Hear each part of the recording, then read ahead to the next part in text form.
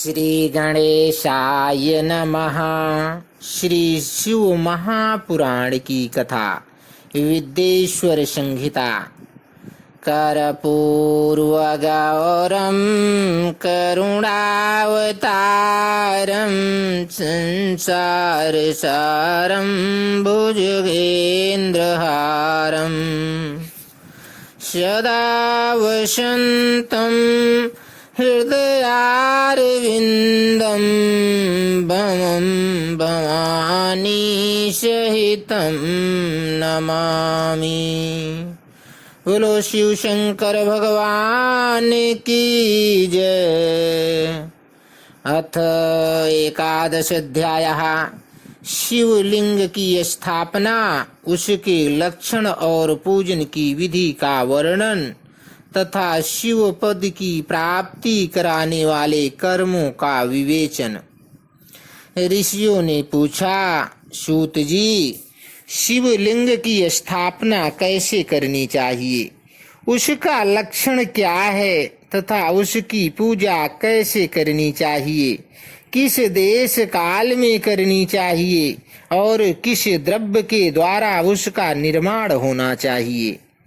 सूत जी ने कहा, महर्षियों, मैं तुम लोगों के लिए इस विषय का वर्णन करता हूँ। ध्यान देकर सुनो और समझो। अनुकूल एवं शुभ समय में किसी पवित्र तीर्थ में, नदी आदि के तट पर अपनी रुचि के अनुसार ऐसी जगह शिवलिंग की स्थापना करनी चाहिए जहाँ नित्य पूजन हो सके। पार्थिव द्रव्य से, जलमय द्रव्य से अथवा तेजस पदार्थ से अपनी रुचि के अनुसार कल्पोक्त लक्षणों से युक्त शिवलिंग का निर्माण करके उसकी पूजा करने से उपासक को उस पूजन का पूरा पूरा फल प्राप्त होता है। संपूर्ण शुभ लक्षणों से युक्त शिवलिंग की यदि पूजा की जाए तो वह तत्काल पूजा का फल देने वाला होता है। यदि चल प्रतिष्ठा करनी हो तो इसके लिए छोटा सा शिवलिंग अथवा विग्रह श्रेष्ठ माना जाता है, और यदि अचल प्रतिष्ठा करनी हो तो स्थूल शिवलिंग अथवा विग्रह अच्छा माना जाता है। उत्तम लक्षणों से युक्त शिवलिंग की पीठ सहित स्थापना करनी चाहिए। शिवलिंग का पीठ मंडलाकार, गोल, चौकोर, त्रिकोण अथवा खाट के पाए की भांति ऊपर नीचे मोटा और बीच में पतला होना चाहिए। ऐसा शिवलिंग पीठ महान फल देने वाला होता है। पहले मिट्टी से, प्रस्तर आदि से अथवा लोहे आदि से शिवलिंग का निर्माण करना चाहिए। जिस द्रव्य से शिवलिंग का निर्माण हो उसी से उसकी पीठ भी बनानी चाहिए। यही स्थावर अचल प्रतिष्ठा वाले शिवलिंग की विशेष बात है। चर चल प्रतिष्ठा वाले शिवलिंग में भी लिंग और पीठ का एक ही उपादान होना चाहिए, किंतु वाण लिंग के लिए यह नियम नहीं है। लिंग की लंबाई निर्माणकर्ता या स्थापना करने वाले यजमान के 12 अंगुल के बराबर होनी चाहिए। ऐसे ही शिवलिंग को उत्तम कहा गया है। इससे कम लंबाई हो तो फल में कमी आ जाती है, अधिक हो तो कोई दोष की बात नहीं है।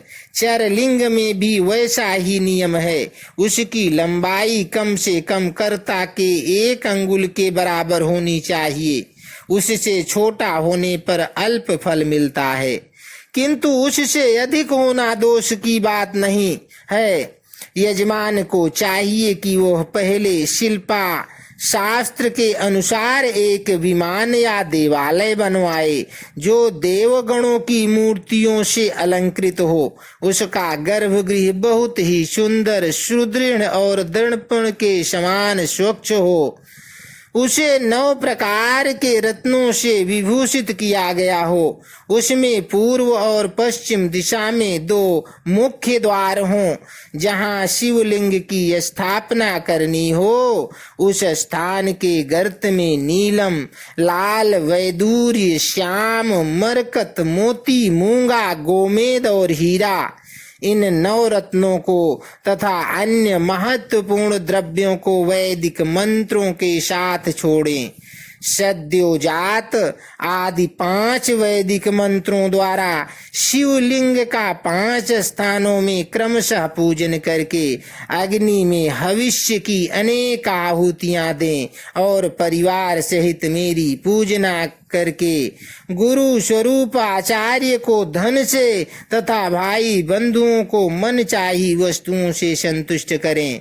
याचकों को जड़, सुवर्ण, गृह एवं भू संपत्ति तथा चेतन गौ आदि वैभव प्रदान करें। स्थावर जंगम सभी जीवों को यत्न पूर्वक संतुष्ट करके एक गड्ढे में सुवर्ण और 9 प्रकार के रत्न भरकर सद्योजात आदि वैदिक मंत्रों का उच्चारण करके परम कल्याणकारी महादेव जी का ध्यान करें। तत्पश्चात नाद घोष से युक्त महामंत्र ओंकार का उच्चारण करके उक्त गड्ढे में शिवलिंग की स्थापना करके उसे पीठ से संयुक्त करें।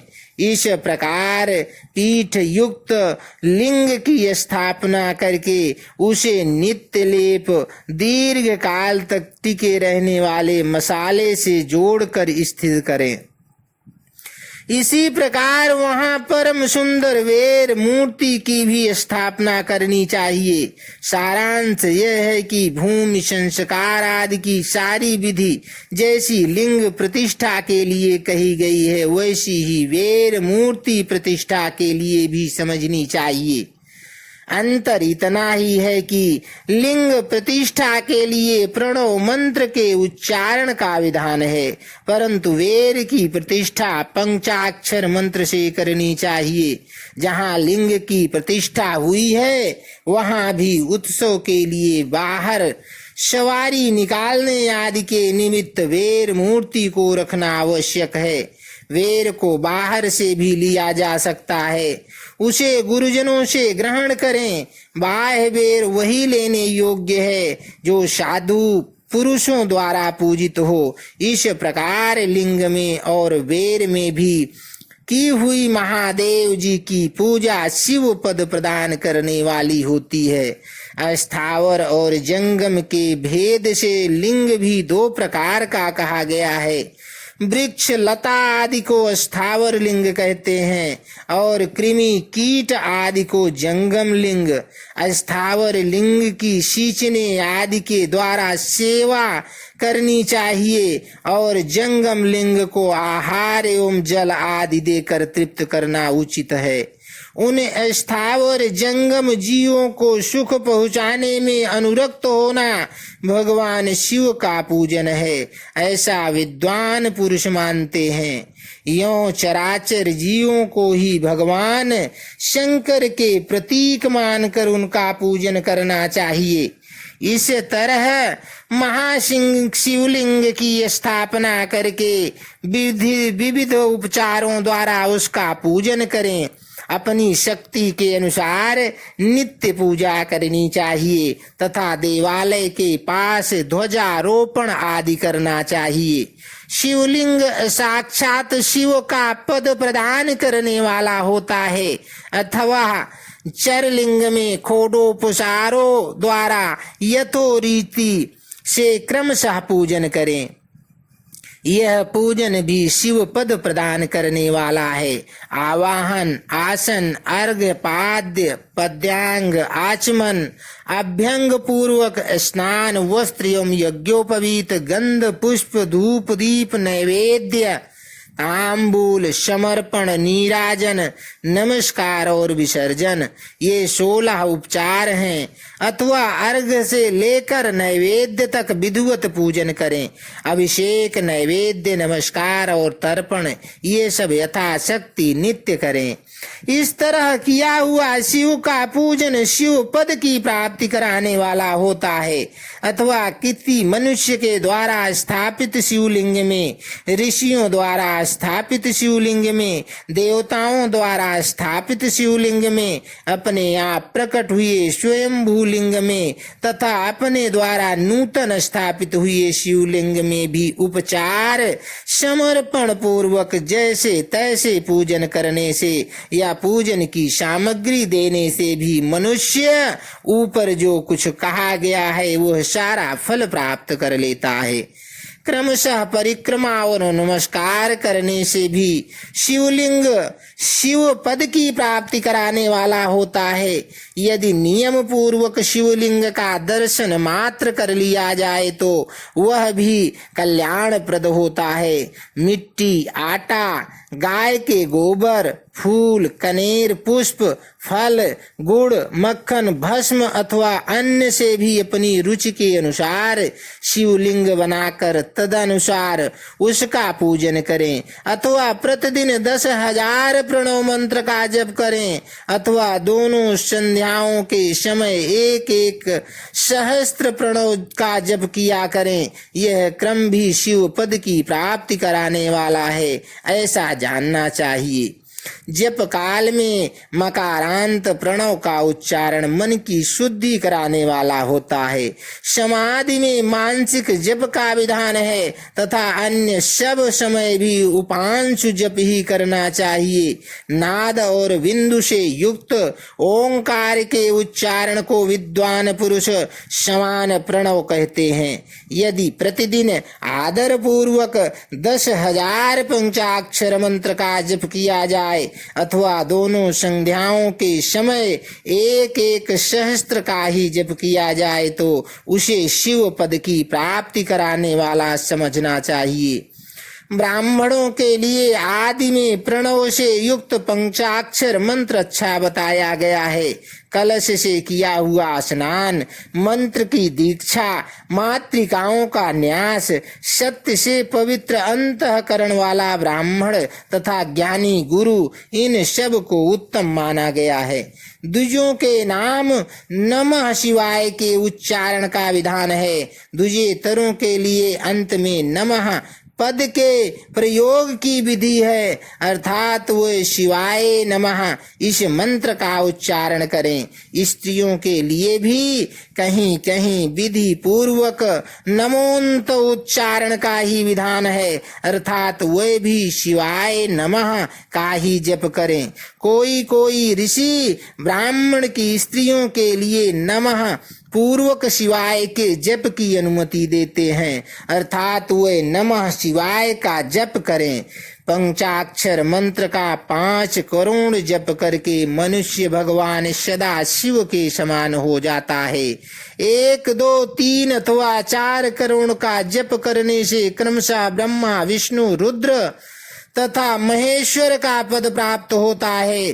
अथवा मंत्र में जितने अक्षर हैं उनका पृथक पृथक 1 लाख जप करें अथवा समस्त अक्षरों का एक साथ ही जितने अक्षर हों उतने लाख जप करें।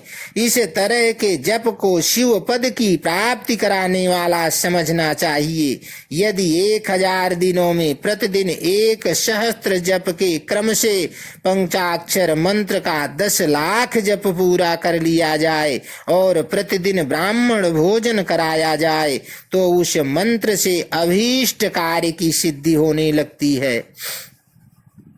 ब्राह्मण को चाहिए कि वो प्रतिदिन प्रातः काल 1008 बार गायत्री मंत्र का जप करे। ऐसा होने पर गायत्री क्रमशः शिव का पद प्रदान करने वाली होती है।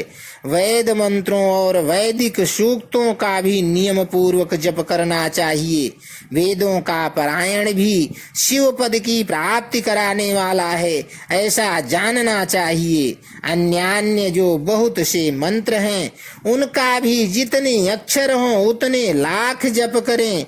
इस प्रकार जो यथाशक्ति जप करता है वो क्रमशः शिव पद मोक्ष प्राप्त कर लेता है। अपनी रुचि के अनुसार अनुसार किसी एक मंत्र को अपनाकर मृत्यु पर्यंत प्रतिदिन उसका ना जप करना चाहिए, अथवा ओम इस मंत्र का प्रतिदिन 1 सहस्त्र जप करना चाहिए। ऐसा करने पर भगवान शिव की आज्ञा से संपूर्ण मनोरथों की सिद्धि होती है। जो मनुष्य भगवान शिव के लिए फुलवाड़ी या बगीचे आदि लगाता है तथा शिव के सेवा कार्य के लिए मंदिर में झाड़ने बुहारने आदि की व्यवस्था करता है, वह इस पुण्य कर्म को करके शिव पद प्राप्त कर लेता है। भगवान शिव के जो काशी आदि क्षेत्र हैं उनमें भक्ति पूर्वक नित्य निवास करें, वह जड़ चेतन सभी को भोग और मोक्ष प्रदान देने वाला होता है। अतः विद्वान पुरुष को भगवान शिव के क्षेत्र में आमरण निवास करना चाहिए। पूर्ण क्षेत्र में स्थित बावड़ी कुआं और पोखरे आदि को शिव गंगा समझना चाहिए। भगवान शिव का ऐसा ही वचन है, वहां स्नान दान और जप करके मनुष्य भगवान शिव को प्राप्त कर लेता है। अतः मृत्यु पर्यंत शिव के क्षेत्र का आश्रय लेकर रहना चाहिए। जो शिव के क्षेत्र में अपने किसी मृत संबंधी का दाह दशाह मासिक श्राद्ध सपिंडीकरण अथवा वार्षिक श्राद्ध करता है, अथवा कभी भी शिव के क्षेत्र में अपने पितरों को पिंड देता है, वह तत्काल सब पापों से मुक्त हो जाता है और अंत में शिव पद पाता है। अथवा शिव के क्षेत्र में 7, 5, 3 या एक ही रात निवास कर लें। ऐसा करने से भी क्रमशः शिव पद की प्राप्ति होती है। लोक में अपने अपने वर्ण के अनुसार सदाचार का पालन करने से भी मनुष्य शिव पद को प्राप्त कर लेता है। वर्णानुकूल आचरण से तथा भक्ति भाव से वह अपने सत्कर्म का अतिशय फल पाता है। कामना पूर्वक किए हुए अपने कर्म के अभीष्ट फल को शीघ्र ही पा लेता है। निष्काम भाव से किया हुआ सारा कर्म साक्षात शिव पद की प्राप्ति कराने वाला होता है। दिन के 3 विभाग होते हैं, प्रातः, माध्याह्न और सायाह्न। इन तीनों में क्रमशः एक एक प्रकार के कर्म का संपादन किया जाता है। प्रातः काल को शास्त्र विहित नित्य कर्म के अनुष्ठान का समय जानना चाहिए। मध्याह्न काल सकाम कर्म के लिए उपयोगी है तथा सायंकाल शांति कर्म के लिए उपयुक्त है, ऐसा जानना चाहिए। इसी प्रकार रात्रि में भी समय का विभाजन किया गया है। रात के 4 प्रहरों में से जो बीच के 2 प्रहर हैं उन्हें निशीथ काल कहा गया है। विशेषता उसी काल में की हुई भगवान शिव की पूजा अभीष्ट फल को देने वाली होती है। ऐसा जानकर कर्म करने वाला मनुष्य यथोक्त फल का भागी होता है। विशेषतः कलयुग में कर्म से ही फल की सिद्धि होती है। अपने अपने अधिकार के अनुसार ऊपर कहे हुए किसी भी कर्म के द्वारा शिवाराधन कराने वाला पुरुष यदि सदाचारी है और पाप से डरता है तो वह उन कर्मों का पूरा पूरा फल अवश्य प्राप्त कर लेता है। ऋषियों ने कहा, सूत जी, पूर्ण क्षेत्र कौन कौन से हैं जिनका आश्रय लेकर सभी स्त्री पुरुष शिव पद प्राप्त कर लें, यह हमें संक्षेप में बताइए। इति 11 अध्याय संपूर्ण। अथ 12 अध्याय मोक्षदायक पूर्ण क्षेत्रों का वर्णन। काल विशेष में विभिन्न नदियों के जल में स्नान के उत्तम फल का निर्देश तथा तीर्थों में पाप से बचे रहने की चेतावनी। सूत जी बोले, विद्वान एवं बुद्धिमान महर्षियों, मोक्षदायक शिव क्षेत्रों का वर्णन सुनो। तत्पश्चात मैं लोक रक्षा के लिए शिव संबंधी आगमों का वर्णन करूंगा। पर्वत वन और काननों सहित इस पृथ्वी का विस्तार 50 करोड़ योजन है। भगवान शिव की आज्ञा से पृथ्वी संपूर्ण जगत को धारण करके स्थित है। भगवान शिव ने भूतल पर विभिन्न स्थानों में वहाँ के निवासियों को कृपा पूर्वक मोक्ष देने के लिए शिव क्षेत्र का निर्माण किया है। कुछ क्षेत्र ऐसे हैं जिन्हें देवता तथा ऋषियों ने अपना वास बनाकर अनुग्रहित किया है, इसीलिए उनमें तीर्थत्व प्रकट हो गया है। तथा अन्य बहुत से तीर्थ क्षेत्र ऐसे हैं जो लोकों की रक्षा के लिए स्वयं प्रादुर्भूत हुए हैं।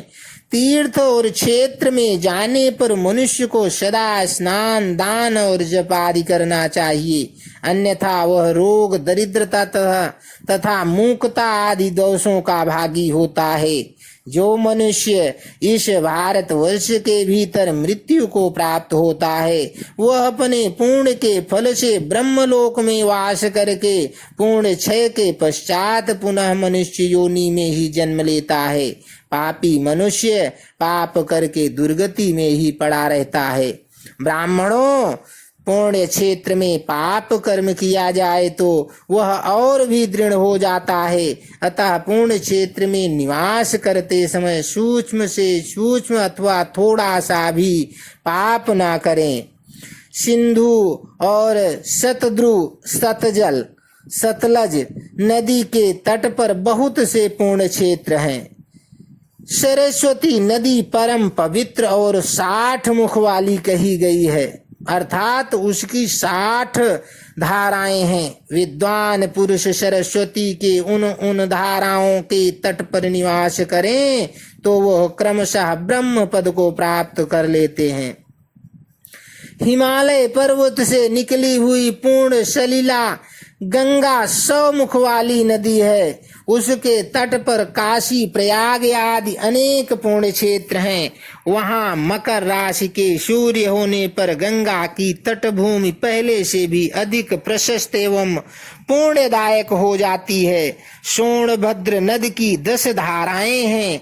वह बृहस्पति के मकर राशि में आने पर अत्यंत पवित्र तथा अभीष्ट फल देने वाला हो जाता है। उस समय वहाँ स्नान और उपवास करने से विनायक पद की प्राप्ति होती है। पूर्ण सलीला महानदी नर्मदा के 24 मुख स्रोत हैं। उसमें स्नान तथा उसके तट पर निवास करने से मनुष्य को वैष्णव पद की प्राप्ति होती है। तमसा के 12 तथा रेवा के 10 मुख हैं। परम पुण्यमयी गोदावरी के 21 मुख बताए गए हैं। वह ब्रह्म हत्या तथा गोवध के पाप का भी नाश करने वाली एवं रुद्रलोक देने वाली है।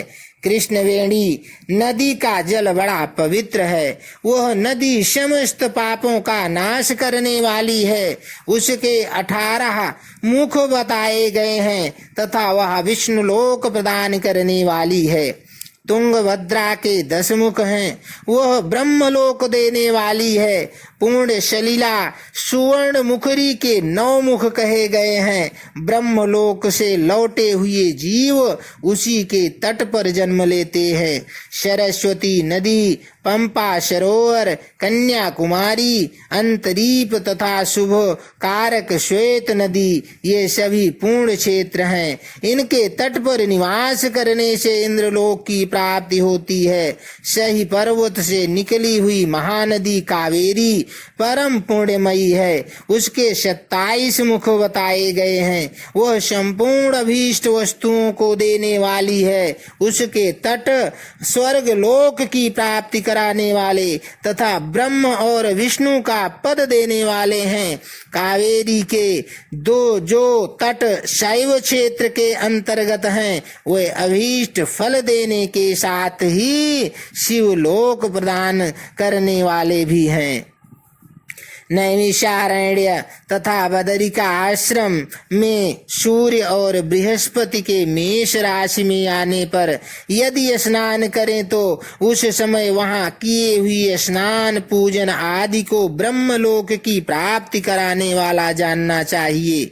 सिंह और कर्क राशि में सूर्य की संक्रांति होने पर सिंधु नदी में किया हुआ स्नान तथा केदार तीर्थ के जल का पान एवं स्नान ज्ञानदायक माना गया है। जब बृहस्पति सिंह राशि में स्थित हो उस समय सिंह की संक्रांति से युक्त भाद्रपद मास में यदि गोदावरी के जल में स्नान किया जाए तो वह शिवलोक की प्राप्ति कराने वाला होता है। ऐसा पूर्व काल में स्वयं भगवान शिव ने कहा था।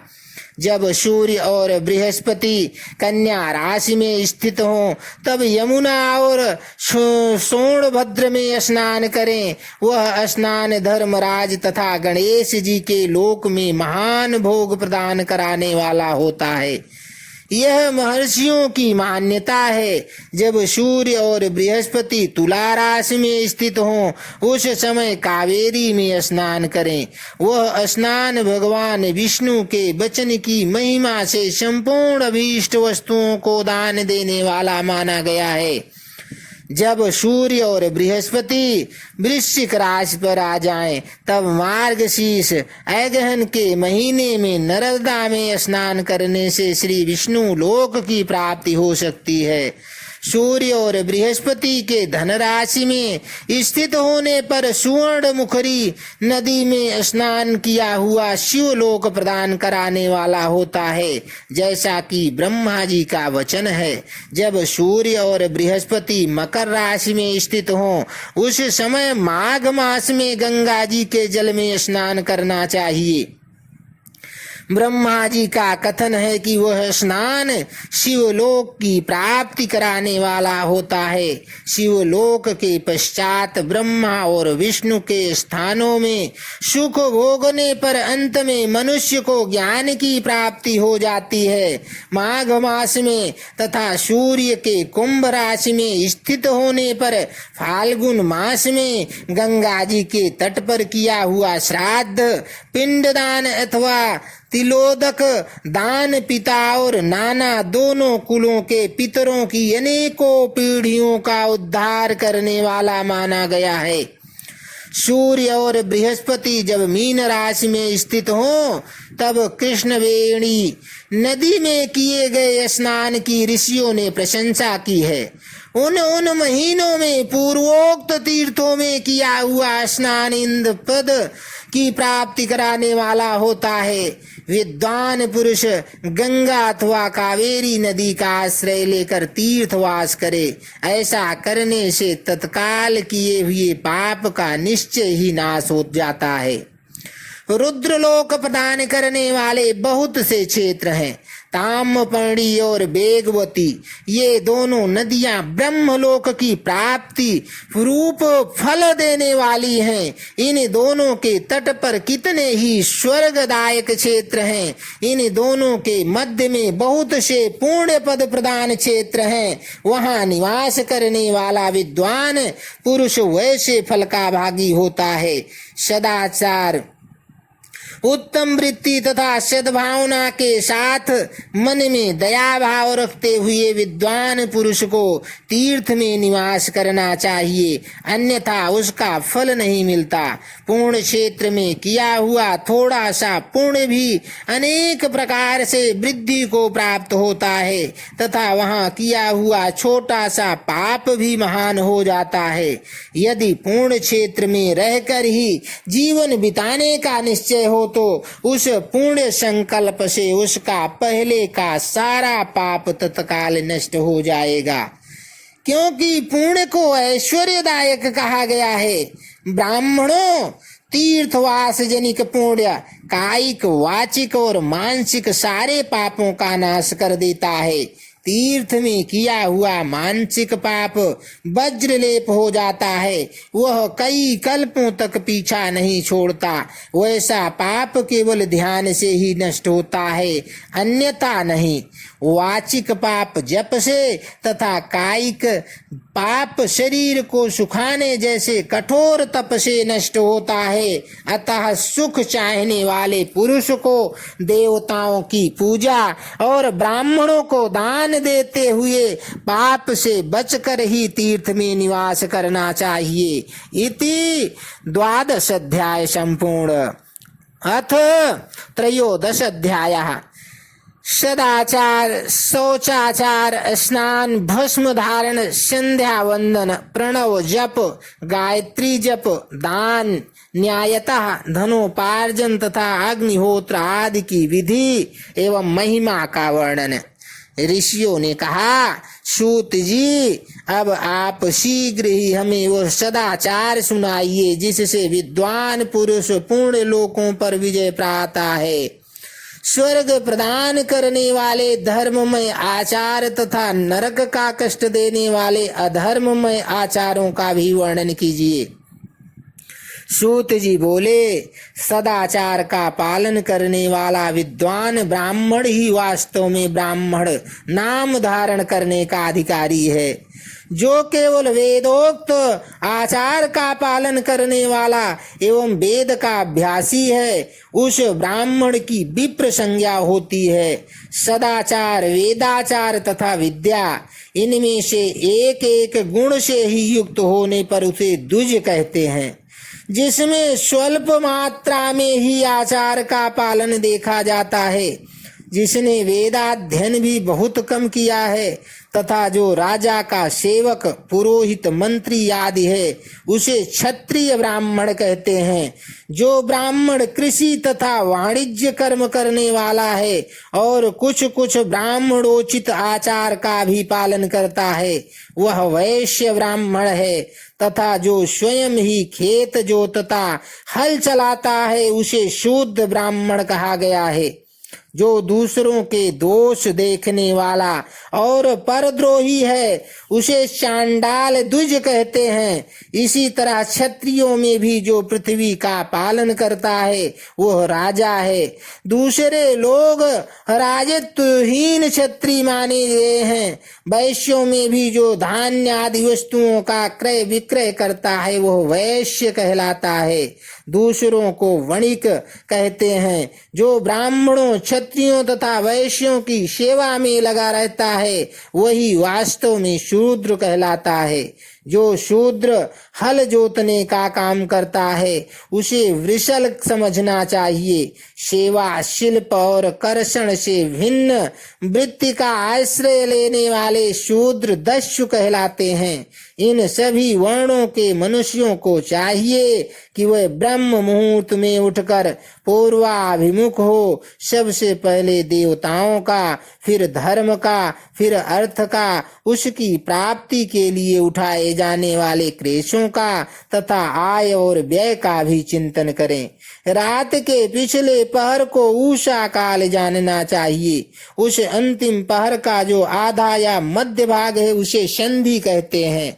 उस संधि काल में उठकर द्विज को मलमूत्र आदि का त्याग करना चाहिए। घर से दूर जाकर बाहर से अपने शरीर को ढके रखकर दिन में उत्तराभिमुख बैठकर मलमूत्र का त्याग करें। यदि उत्तराभिमुख बैठने में कोई रुकावट हो तो दूसरी दिशा की ओर मुख करके बैठें। जल, अग्नि, ब्राह्मण आदि तथा देवताओं का सामना बचा कर बैठें। मल त्याग करके उठने पर फिर उस मल को न देखें। तदनंतर जलाशय से बाहर निकाले हुए जल से ही गुदा की शुद्धि करें अथवा देवताओं, पितरों तथा ऋषियों के तीर्थ में उतरे बिना ही प्राप्त हुए जल से शुद्धि करनी चाहिए। गुदा में 7, 5 या 3 बार मिट्टी लगाकर उसे धोकर शुद्ध करें। लिंग में ककोड़े के फल के बराबर मिट्टी लेकर लगाएं और उसे धो दें, परंतु गुदा में लगाने के लिए 1 पसर मिट्टी की आवश्यकता होती है। लिंग और गुदा की शुद्धि के पश्चात उठकर अन्यत्र जाएं और हाथ पैरों की शुद्धि करके 8 बार कुल्ला करें। जिस किसी वृक्ष के पत्ते से अथवा उसके पतले काष्ठ से जल के बाहर दातुन करना चाहिए। उस समय तर्जनी अंगुली का प्रयोग न करें। यह दंत शुद्धि का विधान बताया गया है। तदनंतर जल संबंधी देवताओं को नमस्कार करके मंत्र पाठ करते हुए जलाशय में स्नान करें। यदि कंठ तक या कमर तक पानी में खड़े होने की शक्ति हो तो, न हो तो घुटने तक जल में खड़ा हो, अथवा अपने ऊपर जल छिड़क कर मंत्रोच्चारण पूर्वक स्नान कार्य संपन्न करें। विद्वान पुरुष को चाहिए कि वहां तीर्थ जल से देवता आदि का स्नानांग तर्पण भी करें। इसके बाद धौत वस्त्र लेकर 5 कच्छ करके उसे धारण करें। साथ ही कोई उत्तरीय भी धारण कर लें, क्योंकि संध्या वंदन आदि सभी कर्मों में उसकी आवश्यकता होती है। नदी या आदि तीर्थों में स्नान करने पर स्नान संबंधी उतारे हुए वस्त्र को वहां न धोएं। स्नान के पश्चात विद्वान पुरुष भीगे हुए उस वस्त्र को बावड़ी में, कुएं के पास अथवा घर आदि में ले जाएं और वहां पत्थर पर, लकड़ी आदि पर जल में या स्थल में अच्छी तरह धोकर उस वस्त्र को निचोड़ें। दूजों वस्त्र को निचोड़ने से जो जल गिरता है वह एक श्रेणी के पितरों की तृप्ति के लिए होता है। इसके बाद जाबाली उपनिषद में बताए गए अग्निरीति मंत्र से भस्म लेकर उसके द्वारा त्रिपुंड लगाएं। इस विधि का पालन न किया जाए, इसके पूर्व ही यदि जल में भस्म गिर जाए तो गिराने वाला नरक में जाता है। आपो हिष्ठा इत्यादि मंत्र से पाप शांति के लिए सिर पर जल छिड़कें तथा यस्य क्षयाय इस मंत्र को पढ़कर पैर पर जल छिड़कें। इसे संधि प्रोक्षण कहते हैं। आपो हिष्ठा इत्यादि मंत्र से 3 ऋचाएं हैं और प्रत्येक ऋचा में गायत्री छंद के 3-3 चरण हैं। इनमें से प्रथम ऋचा के 3 चरणों का पाठ करते हुए क्रमशः पैर, मस्तक और हृदय में जल छिड़कें। दूसरी ऋचा के 3 चरणों को पढ़कर क्रमशः मस्तक, हृदय और पैर में जल छिड़कें तथा तीसरी ऋचा के 3 चरणों का पाठ करते हुए क्रमशः हृदय, पैर और मस्तक का जल से प्रोक्षण करें। इसे विद्वान पुरुष मंत्र स्नान कहते हैं। किसी अपवित्र वस्तु से किंचित स्पर्श हो जाने पर, अपना स्वास्थ्य ठीक न रहने पर, राजा और राष्ट्र भय पर उपस्थिति होने पर तथा यात्रा काल में जल की उपलब्धि न होने की विवशता आ जाने पर मंत्र स्नान करना चाहिए। प्रातः काल सूर्यश्च मायुश्च इत्यादि सूर्यानुवाक से तथा सायंकाल अग्निश्च मन्युश्च इत्यादि अग्नि संबंधी अनुवाक से जल का आचमन करके पुनः जल से अपने अंगों का प्रोक्षण करें। माध्याह्न काल में भी आपः पुनन्तु इस मंत्र से आचमन करके पूर्ववत प्रोक्षण या मार्जन करना चाहिए। प्रातः काल की संध्योपासना में गायत्री मंत्र का जप करके 3 बार ऊपर की ओर सूर्य देव को अर्घ देना चाहिए। ब्राह्मणों, मध्याह्न काल में गायत्री मंत्र के उच्चारण पूर्वक सूर्य को एक ही अर्घ देना चाहिए। फिर सायंकाल आने पर पश्चिम की ओर मुख करके बैठ जाएं और पृथ्वी पर ही सूर्य के लिए अर्घ दें, ऊपर की ओर नहीं। प्रातः काल और मध्याह्न काल के समय अंजलि में अर्घ लेकर उंगलियों की ओर से सूर्य देव के लिए अर्घ दें। फिर उंगलियों के छिद्र से ढलते हुए सूर्य को अर्घ दें और उंगलियों के छिद्र से ढलते हुए सूर्य को देखें तथा उनके लिए स्वतः प्रदक्षिणा करके शुद्ध आचमन करें। सायंकाल में सूर्यास्त से 2 घड़ी पहले की हुई संध्या निष्फल होती है, क्योंकि वह सायं संध्या का समय नहीं है। ठीक समय पर संध्या करनी चाहिए, ऐसी शास्त्र की आज्ञा है। यदि संध्योपासना किए बिना दिन बीत जाए तो प्रत्येक समय के लिए क्रमशः प्रायश्चित करना चाहिए। यदि एक दिन बीते तो प्रत्येक बीते हुए संध्या काल के लिए नित्य नियम के अतिरिक्त 100 गायत्री मंत्र का अधिक जप करें। यदि नित्य कर्म के लुप्त हुए 10 दिन से अधिक बीत जाए तो उसके प्रायश्चित रूप में 1,00,000 गायत्री का जप करना चाहिए। यदि 1 मास तक नित्य कर्म छूट जाए तो पुनः अपना उपनयन संस्कार कराएं।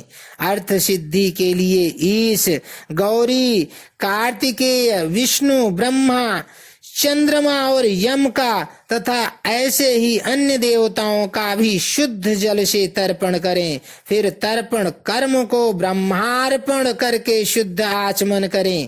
तीर्थ के दक्षिण प्रशस्त मठ में, मंत्रालय में, देवालय में, घर में अथवा अन्य किसी नियत स्थान में आसन पर स्थिरता पूर्वक बैठकर विद्वान पुरुष अपनी बुद्धि को स्थिर करके तथा संपूर्ण देवताओं को नमस्कार करके पहले प्रणव का जप करने के पश्चात गायत्री मंत्र की आवृत्ति करे।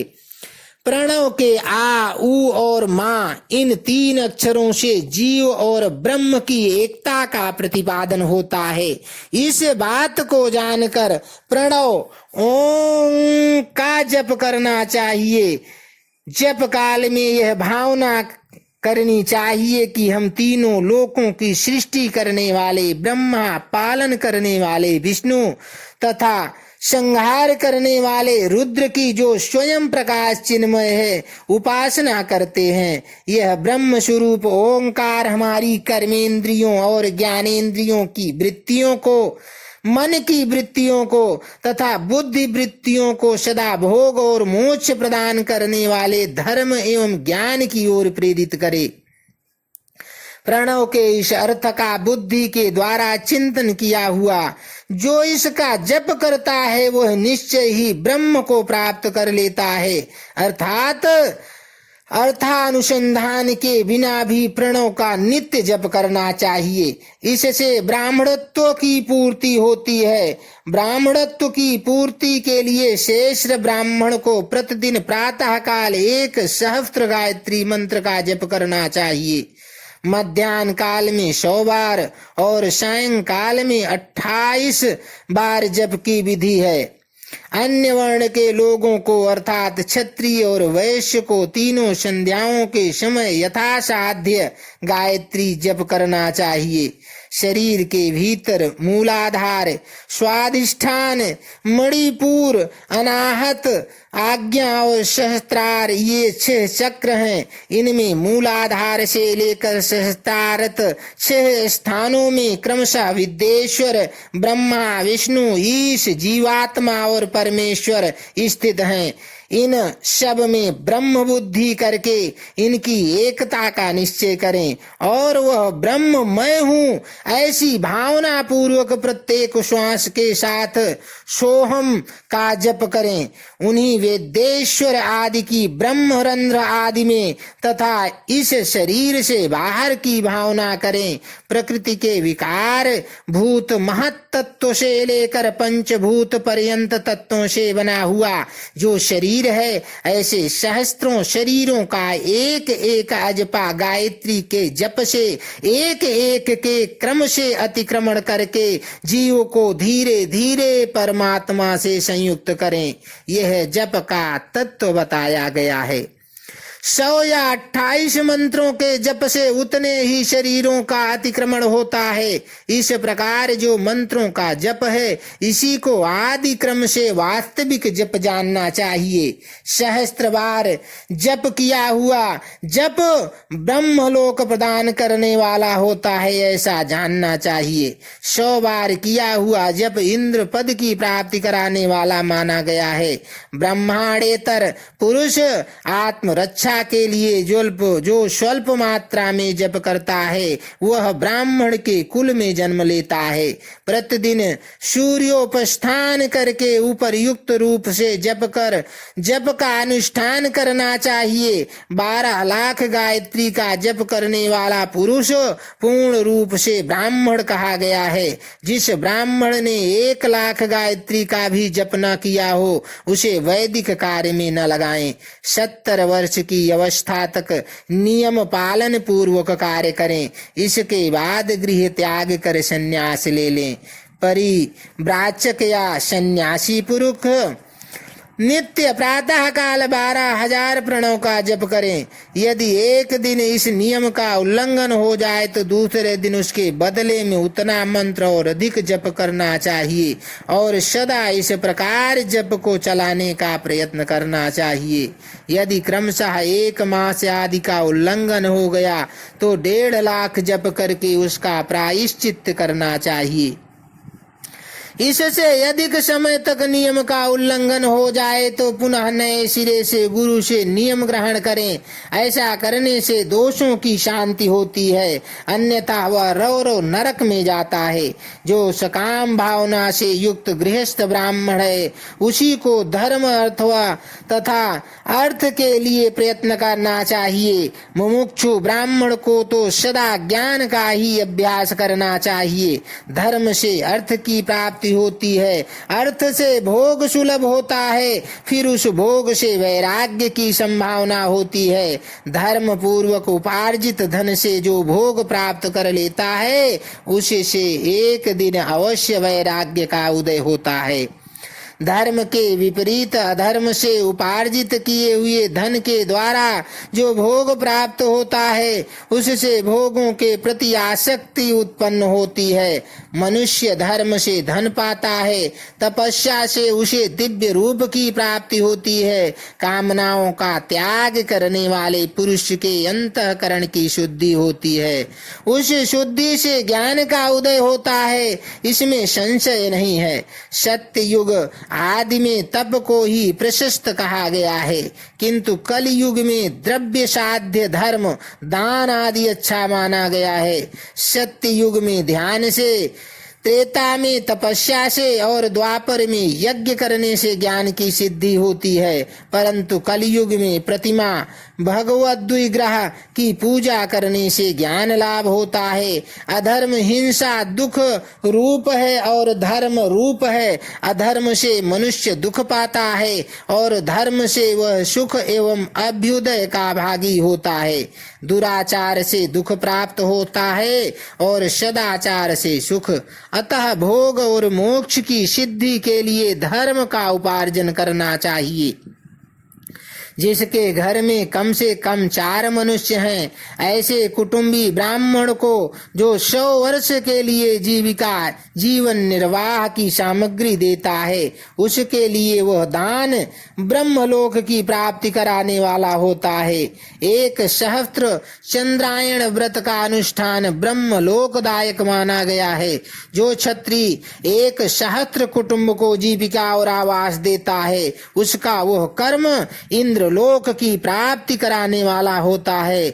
10,000 कुटुंबों को दिया हुआ आश्रय दान ब्रह्मलोक प्रदान करने वाला होता है। दाता पुरुष जिस देवता को सामने रखकर दान करता है, अर्थात वह दान के द्वारा जिस देवता को प्रसन्न करना चाहता है, उसी का लोक उसे प्राप्त होता है। यह बात वेद वेत्ता पुरुष अच्छी तरह जानते हैं। धनहीन पुरुष सदा तपस्या का उपार्जन करें। क्योंकि तपस्या और तीर्थ सेवन से अच्छे सुख पाकर मनुष्य उसका उपभोग करता है। अब मैं न्यायतः धन के उपार्जन की विधि बता रहा हूँ। ब्राह्मण को चाहिए कि वो सदा सावधान रहकर विशुद्ध प्रतिग्रह, दान ग्रहण तथा याजन यज्ञ कराने आदि से धन का अर्जन करें। वह इसके लिए कहीं दीनता न दिखाएं और न अत्यंत क्लेशदायक कर्म ही करें। क्षत्रिय बाहुबल से धन का उपार्जन करें और वैश्य कृषि एवं गोरक्षा से न्यायोपार्जित धन का दान करने से दाता को ज्ञान की सिद्धि प्राप्त होती है।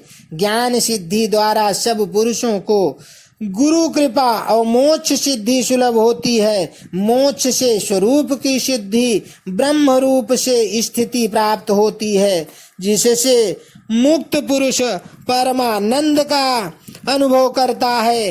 वृद्धि गृहस्थ पुरुष को चाहिए कि वह धन धान्यादि सब वस्तुओं का दान करें। वह तृषा निवृत्ति के लिए जल तथा क्षुधा रूपी रोग की शांति के लिए सदा अन्न का दान करें। खेत धान्य, कच्चा अन्न तथा भक्ष्य, भोज्य, लेह और चोष्य, यह 4 प्रकार के सिद्ध अन्न दान करने चाहिए, जिसके अन्न को खाकर मनुष्य जब तक कथा श्रवण आदि सद्धर्म का पालन करता है उतने समय तक उसके किए हुए पूर्ण फल का आधा भाग दाता को मिल जाता है। इसमें संशय नहीं है। दान लेने वाला पुरुष दान में प्राप्त हुई वस्तु का दान तथा तपस्या करके अपने प्रतिग्रह जनित पाप की शुद्धि कर ले, अन्यथा उसे रौरव नरक में गिरना पड़ता है। अपने धन के 3 भाग करे, 1 भाग धर्म के लिए, दूसरा भाग वृद्धि के लिए तथा तीसरा भाग अपने उपभोग के लिए। नित्य, नैमित्तिक और काम्य, ये तीनों प्रकार के कर्म धर्मार्थ रखे हुए धन से करें। साधक को चाहिए कि वह वृद्धि के लिए रखे हुए धन से व्यापार करे। ऐसे करने से जिससे उस धन की वृद्धि हो तथा उपभोग के लिए रक्षित धन से हितकारक परिमित एवं पवित्र भोग भोगे। खेती से पैदा किए हुए धन का 10वां अंश दान कर दे, इससे पाप की शुद्धि होती है। शेष धन से धर्म, वृद्धि एवं उपभोग करे, अन्यथा वह रौरव नरक में पड़ता है, अथवा उसकी बुद्धि पाप पूर्ण हो जाती है या खेती ही चौपट हो जाती है। वृद्धि के लिए किए गए व्यापार में प्राप्त हुए धन का 6वां भाग दान कर देने योग्य होता है। बुद्धिमान पुरुष अवश्य उसका दान कर दें। विद्वान को चाहिए कि वह दूसरों के दोषों का बखान न करें। ब्राह्मणों दोषवश दूसरों के सुने या देखे हुए छिद्र को भी प्रकट न करें। विद्वान पुरुष ऐसी बात न कहे जो समस्त प्राणियों के हृदय में रोष पैदा करने वाली हो। ऐश्वर्य की सिद्धि के लिए दोनों संध्याओं के समय अग्निहोत्र कर्म अवश्य करें। जो दोनों समय अग्निहोत्र करने में असमर्थ हो, वह एक ही समय सूर्य और अग्नि को विधि पूर्वक दी हुई आहुति से संतुष्ट करें। चावल, धान्य, घी, फल, कंद तथा हविष्य, इनके द्वारा विधि पूर्वक अस्थाली पाक बनाएं तथा यथोचित रीति से सूर्य और अग्नि को समर्पित करें। यदि हविष्य का अभाव हो तो प्रधान होम मात्र करें। सदा सुरक्षित रहने वाली अग्नि को विद्वान पुरुष अजस्त्र की संज्ञा देते हैं, अथवा सायंकाल में जप मात्र या सूर्य की वंदना मात्र कर लें।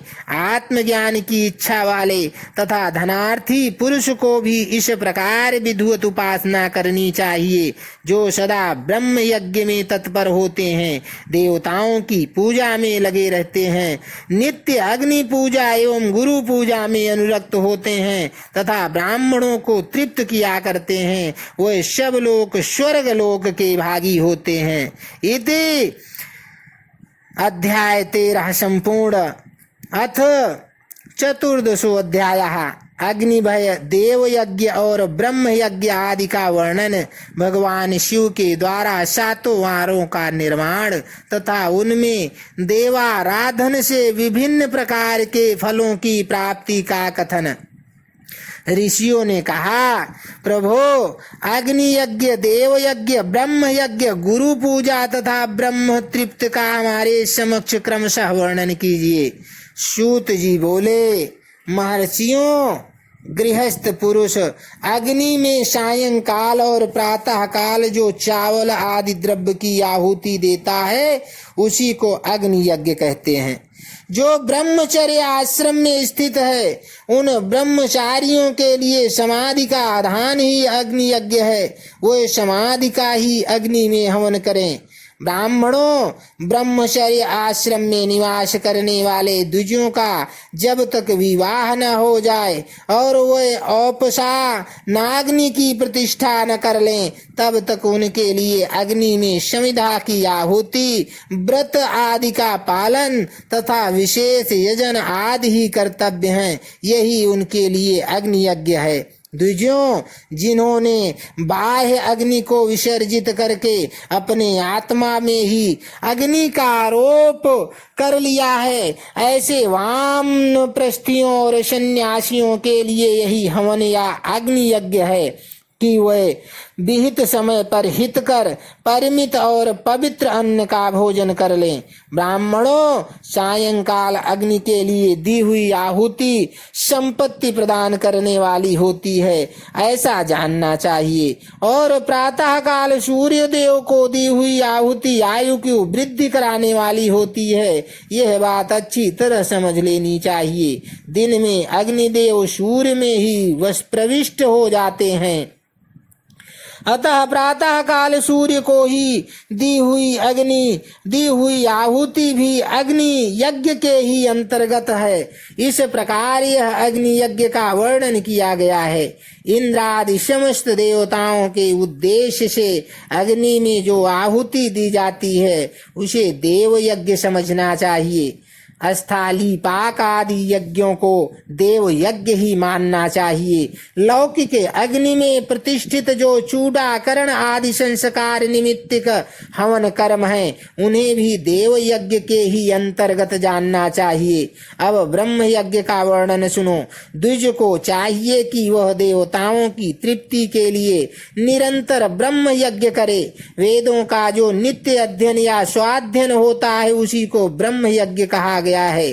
प्रातः नित्य कर्म के अनंतर सायंकाल तक ब्रह्म यज्ञ किया जा सकता है, उसके बाद रात में इसका विधान नहीं है। अग्नि के बिना देव यज्ञ कैसे संपन्न होता है, इसे तुम लोग श्रद्धा से और आदर पूर्वक सुनो। सृष्टि के आरंभ में सर्वज्ञ, दयालु और सर्वसमर्थ महादेव जी ने समस्त लोकों के उपकार के लिए वारों की कल्पना की। वे भगवान शिव संसार रूपी रोग को दूर करने के लिए वैद्य हैं, सबके ज्ञाता तथा समस्त औषधों के भी औषध हैं। उन भगवान ने पहले अपने वार की कल्पना की जो आरोग्य प्रदान करने वाला है। तत्पश्चात अपनी माया शक्ति का वार बनाया जो संपत्ति प्रदान करने वाला है। जन्म काल में दुर्गति ग्रस्त बालक की रक्षा करने के लिए उन्होंने कुमार के वार की कल्पना की। तत्पश्चात सर्व समर्थ महादेव जी ने आलस्य और पाप की निवृत्ति तथा समस्त लोकों का हित करने की इच्छा से लोक रक्षक भगवान विष्णु का वार बनाया। इसके बाद सबके स्वामी भगवान शिव ने पुष्टि और रक्षा के लिए आयु करता त्रिलोक सृष्टा परमेष्ठी ब्रह्मा का आयुष कारक वार बनाया, जिससे संपूर्ण जगत के आयुष्य की सिद्धि हो सके। इसके बाद तीनों लोक की वृद्धि के लिए पहले पूर्ण पाप की रचना हो जाने पर उनके करने वाले लोगों को शुभाशुभ फल देने के लिए भगवान शिव ने इंद्र और यम के वारों का निर्माण किया। ये दोनों वार क्रमशः भोग देने वाले तथा लोगों के मृत्यु भय को दूर करने वाले हैं। इसके बाद सूर्य आदि 7 ग्रहों को जो अपने ही स्वरूप भूत तथा प्राणियों के लिए सुख दुख के सूचक हैं। भगवान शिव ने उपर्युक्त 7 वारों का स्वामी निश्चय किया। वह सब के सब ग्रह नक्षत्रों के ज्योतिर्मय मंडल में प्रतिष्ठित हैं। शिव के वार या दिन के स्वामी सूर्य हैं। शक्ति संबंधी वार के स्वामी सोम हैं। कुमार संबंधी दिन के अधिपति मंगल हैं। विष्णु वार के स्वामी बुध हैं। ब्रह्मा जी के वार के अधिपति बृहस्पति हैं। इंद्र वार के स्वामी शुक्र हैं और यमवार के स्वामी शनैश्चर हैं। अपने अपने वार में की हुई उन देवताओं की पूजा उनके अपने अपने फल को देने वाली होती है। सूर्य आरोग्य के, चंद्रमा संपत्ति के दाता हैं। मंगल व्याधियों का निवारण करते हैं। बुध पुष्टि देते हैं। बृहस्पति आयु की वृद्धि करते हैं। शुक्र भोग देते हैं और शनैश्चर मृत्यु का निवारण करते हैं। ये 7 वारों के क्रमशः फल बताए गए हैं जो उन देवताओं की प्रीति से प्राप्त होते हैं। अन्य देवताओं की भी पूजा का फल देने वाले भगवान शिव ही हैं। देवताओं की प्रसन्नता के लिए पूजा की 5 प्रकार की ही पद्धति बनाई गई। उन देवताओं के मंत्रों का जप यह पहला प्रकार है। उनके लिए होम करना, दूसरा दान करना, तीसरा तथा तप करना चौथा प्रकार है। किसी वेदी पर, प्रतिमा में, अग्नि में अथवा ब्राह्मण के शरीर में आराध्य देवता की भावना करके 16 उपचारों से उनकी पूजा या आराधना करना 5वां प्रकार है। इनमें पूजा के उत्तरोत्तर आधार श्रेष्ठ हैं। पूर्व के अभाव में उत्तरोत्तर आधार का अवलंबन करना चाहिए। दोनों नेत्रों तथा मस्तक के रोग में और कुष्ठ रोग की शांति के लिए भगवान सूर्य की पूजा करके ब्राह्मणों को भोजन कराएं। तदनंतर 1 दिन, 1 मास, 1 वर्ष अथवा 3 वर्ष तक लगातार ऐसा साधन करना चाहिए। इससे यदि प्रबल प्रारब्ध का निर्माण हो जाए तो रोग एवं जरा आदि रोगों का नाश हो जाता है। इष्ट देव के नाम मंत्रों का जप आदि साधनवार आदि के अनुसार फल देते हैं। रविवार को सूर्य देव के लिए, अन्य देवताओं के लिए तथा ब्राह्मणों के लिए विशिष्ट वस्तु अर्पित करें। यह साधन विशिष्ट फल देने वाला होता है तथा इसके द्वारा विशेष रूप से पापों की शांति होती है। सोमवार को विद्वान पुरुष संपत्ति की प्राप्ति के लिए लक्ष्मी आदि की पूजा करे तथा सपत्नीक ब्राह्मणों को घृत पक्व अन्न का भोजन कराए।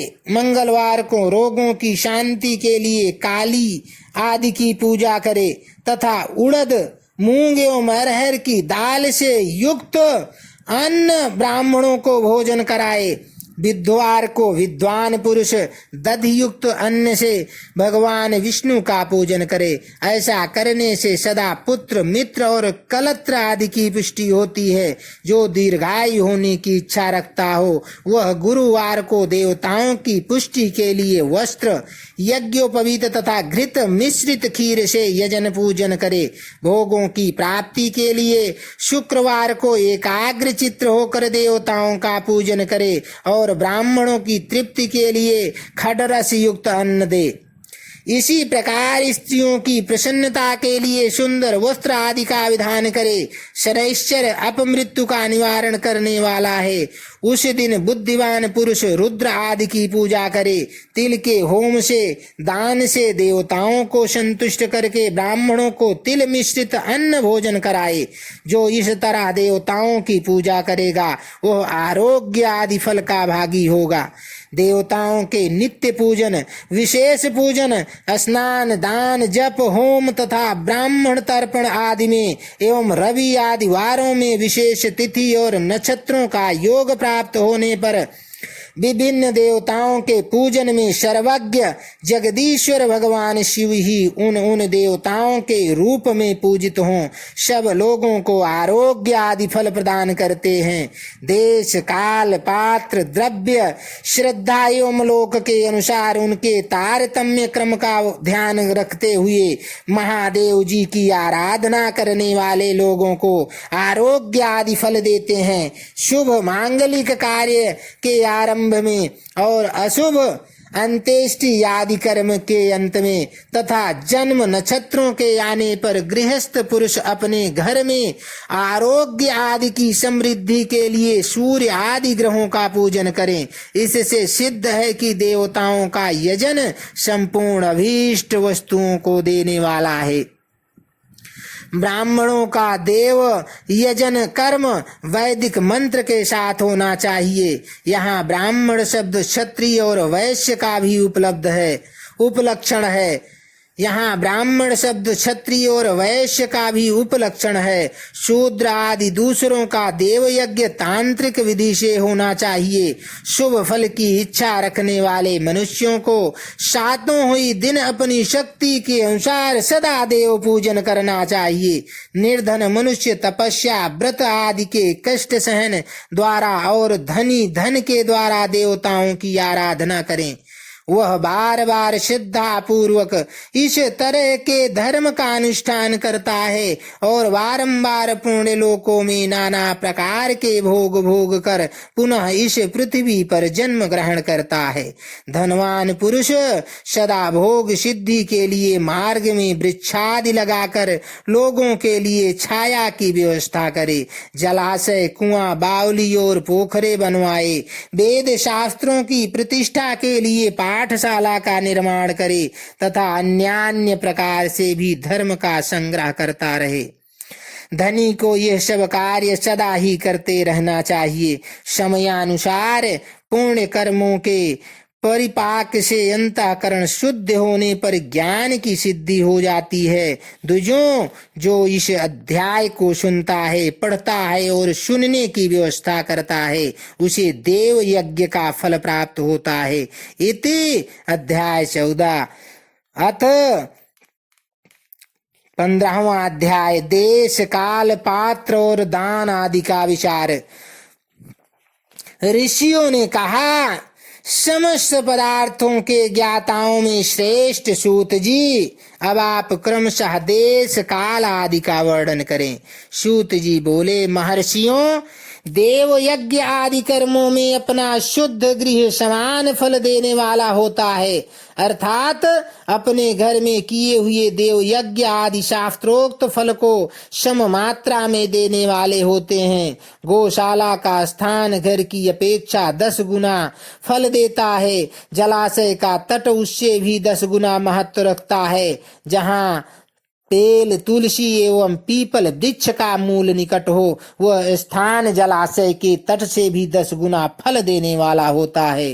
देवालय को उससे भी 10 गुने के महत्व का जानना चाहिए। देवालय से भी 10 गुना महत्व रखता है तीर्थ भूमि का तट, उससे 10 गुना श्रेष्ठ है नदी का किनारा, उससे 10 गुना उत्कृष्ट है तीर्थ नदी का तट, और उससे भी 10 गुना महत्व रखता है सप्त गंगा नामक नदियों का तीर्थ। गंगा, गोदावरी, कावेरी, ताम्रपर्णी, सिंधु, सरयू और नर्मदा, इन 7 नदियों को सप्त गंगा कहा गया है। समुद्र के तट का स्थान इनसे भी 10 गुना पवित्र माना गया है, और पर्वत के शिखर का प्रदेश समुद्र तट से भी 10 गुना पावन है। सबसे अधिक महत्व का वह स्थान जानना चाहिए जहाँ मन लग जाए। यहाँ तक देश का वर्णन हुआ। अब काल का तारतम्य बताया जाता है।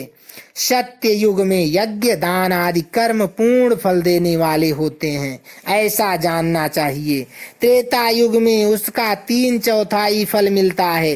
द्वापर में सादा आधे ही फल की प्राप्ति कही गई है। कलयुग में 1/4 ही फल की प्राप्ति समझनी चाहिए, और आधा कलयुग बीतने पर उस 1/4 फल में से भी 1/4 कम हो जाता है। शुद्ध अंतःकरण वाले पुरुष को शुद्ध एवं पवित्र दिन सम फल देने वाला होता है। विद्वान ब्राह्मणों, सूर्य संक्रांति के दिन किया हुआ सत्कर्म पूर्वोक्त शुद्ध दिन की अपेक्षा 10 गुना फल देने वाला होता है, यह जानना चाहिए। उससे भी 10 गुना महत्व उस कर्म का है जो विष्णु नामक योग में किया जाता है। दक्षिणायन आरंभ होने के दिन अर्थात करकी की संक्रांति में किए हुए पुण्य कर्म का महत्व विष्णु से भी 10 गुना माना गया है। उससे भी 10 गुना मकर संक्रांति में और उससे भी 10 गुना चंद्र ग्रहण में किए हुए पुण्य का महत्व है। सूर्य ग्रहण का समय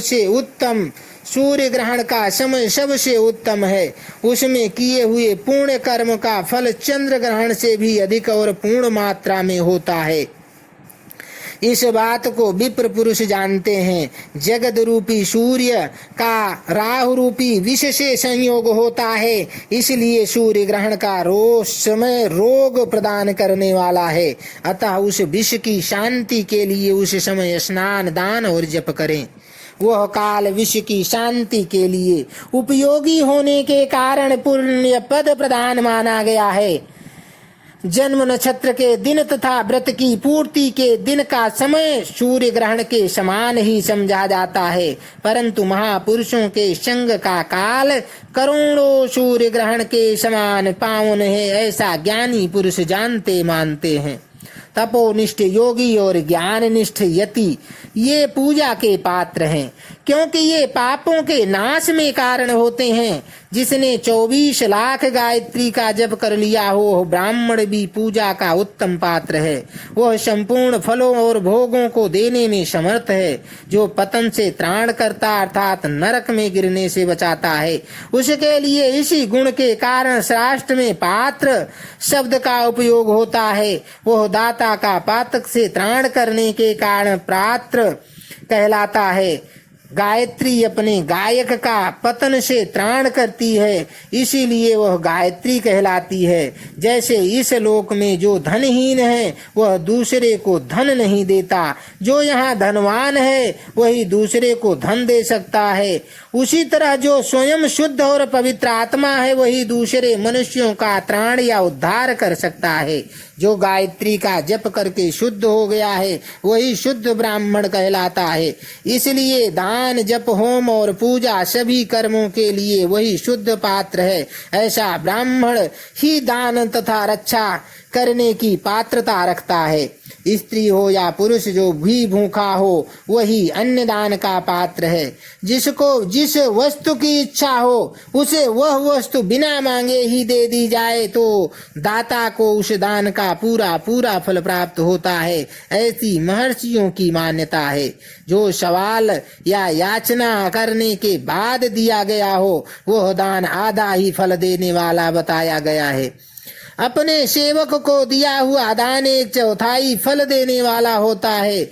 विप्रवरो जो जाति मात्र से ब्राह्मण है और दीनता पूर्ण वित्ति से जीवन बिताता है, उसे दिया हुआ धन का दान दाता को इस भूतल पर 10 वर्षों तक भोग प्रदान करने वाला होता है। वही दान यदि वेद वेत्ता ब्राह्मण को दिया जाए तो वह स्वर्ग लोक में देवताओं के वर्ष से 10 वर्षों तक दिव्य भोग देने वाला होता है। शील और उच्च वृत्ति से लाया हुआ और गुरु दक्षिणा से प्राप्त हुआ अन्न धन शुद्ध द्रव्य कहलाता है। उसका दान दाता को पूर्ण फल देने वाला बताया गया है। क्षत्रियों का शौर्य से कमाया हुआ, वैश्यों को व्यापार से आया हुआ और शूद्रों का सेवा वृत्ति से प्राप्त किया हुआ धन भी उत्तम द्रव्य कहलाता है। धर्म की इच्छा रखने वाली स्त्रियों को जो धन पिता एवं पति से मिला हुआ हो उनके लिए वह उत्तम द्रव्य है। गौ आदि 12 वस्तुओं का चैत्र आदि 12 महीनों में क्रमशः दान करना चाहिए। गौ, भूमि, तिल, सुवर्ण, घी, वस्त्र, धान्य, गुड़, चांदी, नमक, कोहड़ा और कन्या, ये ही 12 वस्तुएं हैं। इनमें गोदान से कायिक, वाचिक और मानसिक पापों का निवारण तथा कायिक आदि पुण्य कर्मों की पुष्टि होती है। ब्राह्मणों, भूमि का दान ही लोक और परलोक में प्रतिष्ठा आश्रय की प्राप्ति कराने वाला है।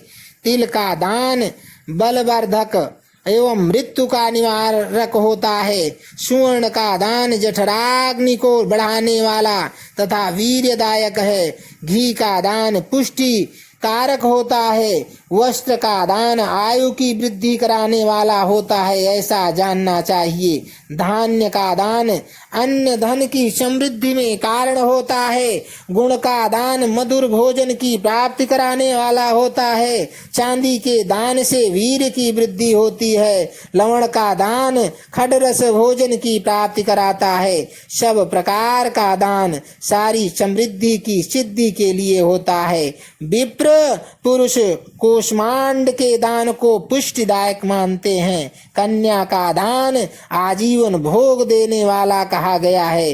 ब्राह्मणों, वह लोक और परलोक में भी संपूर्ण भोगों की प्राप्ति कराने वाला है। विद्वान पुरुष को चाहिए कि जिन वस्तुओं से श्रवण आदि इंद्रियों की तृप्ति होती है उनका सदा दान करें। श्रोत्र आदि 10 इंद्रियों के जो शब्द आदि 10 विषय हैं उनका दान किया जाए तो वे भोगों की प्राप्ति कराते हैं। दिता आदि इंद्रियां देवताओं को संतुष्ट करती हैं। वेद और शास्त्रों को गुरुमुख से ग्रहण करके गुरु के उपदेश से अथवा स्वयं ही बोध प्राप्त करने के पश्चात जो बुद्धि का यह निश्चय होता है कि कर्मों का फल अवश्य मिलता है, इसी को उच्च कोटि की आस्तिकता कहते हैं। भाई बंधु अथवा राजा के भय से जो आस्तिकता बुद्धि या श्रद्धा होती है वह कनिष्ठ श्रेणी की आस्तिकता होती है, जो सर्वथा दरिद्र हैं। इसीलिए जिनके पास सभी वस्तुओं का अभाव है वह वाणी अथवा कर्म शरीर द्वारा यजन करें। मंत्र स्तोत्र और जप आदि को वाणी द्वारा किया गया यजन समझना चाहिए तथा तीर्थ यात्रा और व्रत आदि को विद्वान पुरुष शारीरिक यजन मानते हैं। जिस किसी भी उपाय से थोड़ा हो या बहुत देवतार्पण बुद्धि से जो कुछ भी दिया अथवा किया जाए वह दान या सत्कर्म भोगों की प्राप्ति कराने में समर्थ होता है।